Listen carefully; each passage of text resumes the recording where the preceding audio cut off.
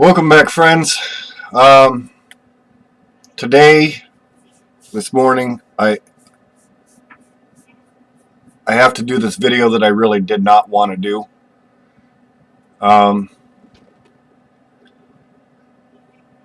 With everything that's kind of going on in the world right now, there's some things that I feel like if you're not already aware of, you need to be. And that being, number one, the threat of cyber attacks. And with that, do not open any emails that you are not familiar with.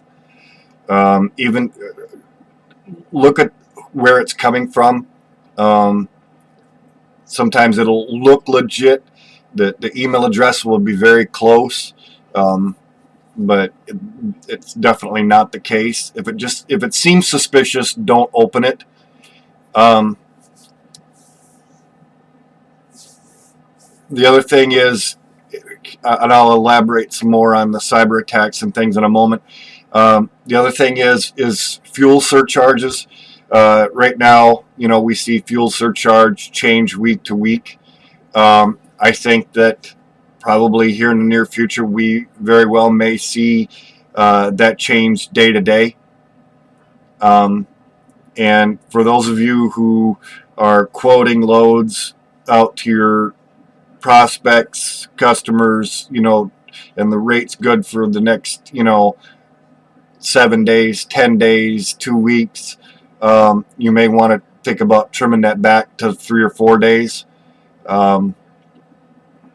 because with the way things are right now, like I said, with the price of fuel, some of the ports are still on track with getting ships offloaded and things, but there are a few out there that are kind of jammed up currently,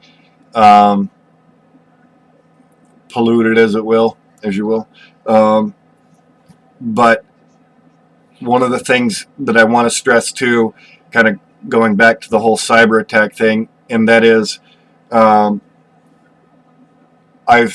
more or less preached about building relationships, whether you're a broker agent, an owner operator, a carrier. Imagine, if you will, if the load boards went down. No more DAT, no more truck stop, no more 123, none of them. They're gone, shut down. What would you do? And I want that to sink in for a minute. Building those relationships is going to be key, more so now than ever before. And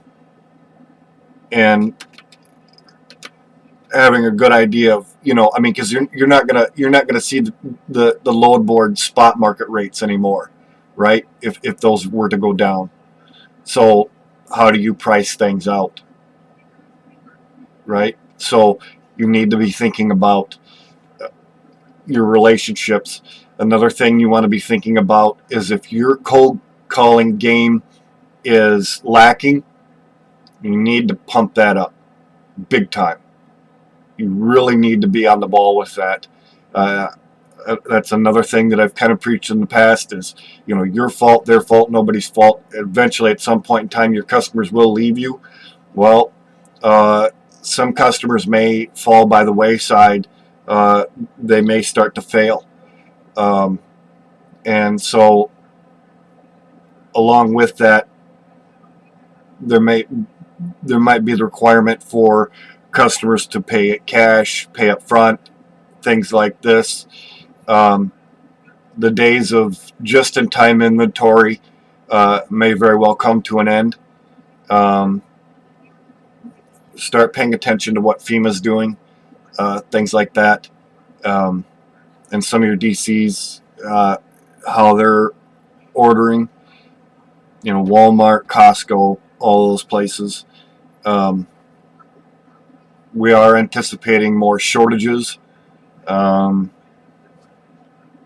know a lot of you probably didn't grow up during the first Cold War, and I see that, especially through social media. Everybody kind of wanders along like everything's fine. Just pay attention for 10 minutes and you'll see. I don't want to scare anybody, but at the same time, we need to be aware, we need to be prepared. If you're not factoring right now, you may want to think about factoring. We've got some pretty great resources, factoring for freight brokers, as well as on our other website, the Truckers Resource. There are recommendations for factoring there as well. Just be prepared, I guess, is really what I want to say to everyone out there. I'm not putting up any sponsored links or anything like that. I really want everyone to kind of hunker down, prepare for the worst.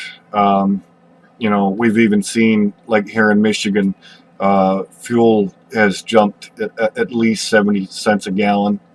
And it's going up, it seems like, almost every day, right? I'm sure if you look around, pay attention to what fuel, was 2 weeks ago, where you're at, you'll obviously see the difference. So with that, I will end this video, but pump up your cold calling, look into factoring, all these things, okay? And don't promise your quotes out. Now, if there is a lag in how some of that, how the fuel surcharge and rates go up, if they don't go up right away, maybe quote your customers a little bit high, and then, if it doesn't come to that, or to the extent right away, obviously let them know that, hey, if it ends up coming in cheaper, we'll obviously pass that on. But build those relationships. Build those relationships with your carriers. And carriers, if you've got a favorite freight broker, or a couple of favorite freight brokers, be in contact with them as well as they should be with you. It's just a way for us all to kind of get through, right? I mean, because if I was the one doing cyber attacks, and if I was the enemy, that's one of the things that I would focus on is interruptions to the supply chain logistics, and trying to screw that all up as much as humanly possible, right? So sorry for the somber message this morning, guys, for real. And with this, I will end it, and as always, be kind to one another. All right, till next time, thanks.